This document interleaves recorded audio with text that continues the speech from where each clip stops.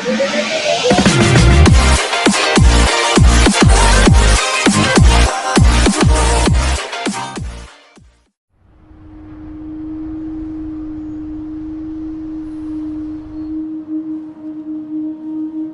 are wondering what is happening to the world.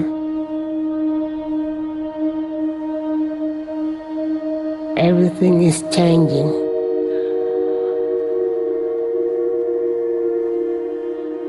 The very idea of human being some sort of natural concept is really going to change. Our bodies will be so high-tech we won't be able to really distinguish between what's natural and what's artificial. Inside our own heads is the most complex arrangement of matter in the known universe. You might ask yourself, can we get to be superhumans?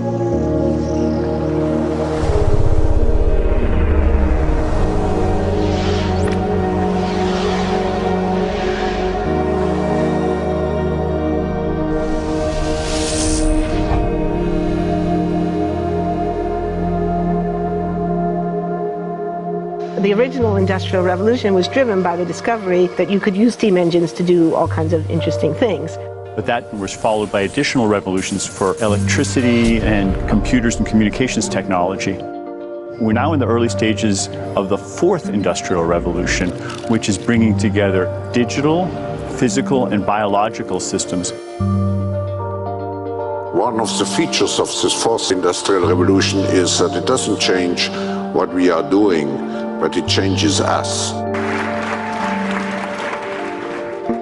With the ability to visualize brain activity, for example, through a simple consumer-based EEG device, it gives us access to ourselves in ways that we've never before thought possible. It unlocks the black box that is the brain and enables us to really, truly be able to realize an identity that is aspirational. There's now a scientific foundation for the effects of mindfulness on the brain, on the genome, on biological aging. And when the human mind does know itself, then you get the potential for a new renaissance that restructures itself in terms of our relationship to life, our relationship to the planet, our relationship to work. We need a different economic model. And by that I don't mean capitalism versus communism. What I'm talking about is a shift in the system along the lines of the two big changes that happened in the 20th century, Keynesianism, with a much greater focus on health and education and the role of government working with business, and then a reaction against that in late century to neoliberalism, where the focus was on free markets, freedom of the individual, and getting governments out of the way. We need a shift to a new system that will allow us to meet the basic needs of every human on the planet, that will live within planetary means, that will be fairer, and that will be focused as its key goal, not on growth per se, but on maximizing human well-being. And history tells us that a values shift is triggered by creation of a new story about how we want to live. I see the circular economy as something which fits very closely with mankind's goal to be innovative and creative and to always progress. We can use asset tracking, we can use IT, we can use 3D printing to enable this different economic model to recover materials, feed them back into the economy, and really to decouple growth from the resource constraints we have. The reason we live in cities is not different today than it was 10,000 years ago. Even if we have got networks connecting us, we still want to have places where we meet in person. So this means the place where we work and the place where we live are much closer to each other, a city where we don't need to have big supply chains in order to produce things, where many things can be sourced locally thanks to 3D printing and robotics. So if we're able to do something to transform cities, to make them more efficient, then the impact can be huge. Think about the prospect of getting rid of plastics. We must not only be inspired or informed by nature, but actually use natural organisms with which to design products and building parts. Only instead of varying material properties, we're varying biological functionality. Design is critical today because it's the first signal of human intention. So the question of adding quality to quantity, it isn't a matter of simply circulating things that are potentially toxic.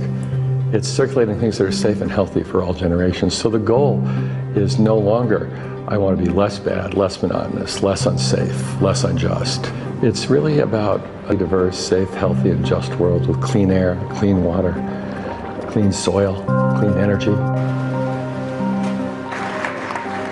Together we are fighting to preserve our fragile climate from irreversible damage and devastation of unthinkable proportions.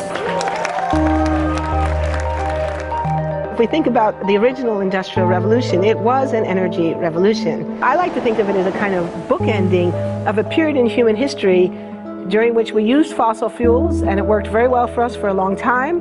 But now we have to bring that to an end. We have energy technologies that can power our civilization: solar, wind, biomass. So then the question is, well, how do we get grid integration? Maybe the wind is blowing in Denmark, the sun is shining in Germany, and now you can move that electricity through an integrated grid. You can supply energy to everyone who needs it, and you can supply energy at all times.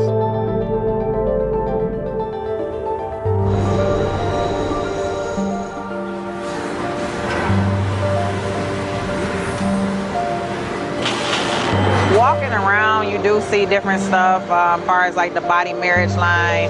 They use a lot of things that help them lift up and move things to the car. You just sit there and, program something, and it has its own set mind to go ahead and do everything. And then as humans, we just come in and take the extra steps to help the technology. It's not the cure-all for everything. There's definitely a lot of things where people perform the operation better, but certainly for the right applications, robotics are a huge improvement for the process. The projection of 5 million jobs lost by 2020 to technology is serious, but it's not the main question. Construction, manufacturing, services, public health and education, these industries will still exist. The main question is, what will be the future of work? How will we define work? How will we share the wealth? From the viewpoint of the labor or jobs, now we really need new education or new training. We're working with a World in Motion in FIRST Robotics, trying to encourage students from 3rd grade all the way up through the end of high school. We had students make sailboats, and then we had them race them, and so they could see how quickly they could move. And they immediately went back and started to say, oh, I saw what happened, I'm going to go change this or that. And that was 3rd graders. I just given a prize to a kid of 18 years old that has discovered something really very, very unique. Came up with how to get better productivity and better yields for seeds of corn. And so he basically came with the idea that if you would perforate these seeds, you would get more food. And you think about it and say, but he didn't go to university. So how does he get all that knowledge? And he told me, I've been watching YouTube since the age of 12, and I'm so interested that I've seen everything about it. I've read everything about it. The world is really open to learning. The thing is, how do you give the incentive to your kids to do that? It's this ability of digital technology to change outcomes, to truly empower people all over the world that can create a more equitable growth, because I think the world needs that. Fourth Industrial Revolution has the potential to make inequalities visible and to make them less acceptable in the future, and hopefully to gather and garner political support to take the necessary decision to reduce the gap. Humans have always been using tools, but because of the recent advances in technology, we're beginning to have machines that can augment us in all sorts of interesting ways. I was the first person in the world to be able to voluntarily move my legs while stepping in a robot by exciting the nervous system using electrical stimulators directly onto the spine. We believe that a cure will be possible if enough of the right people have the will to fast-track a cure for paralysis.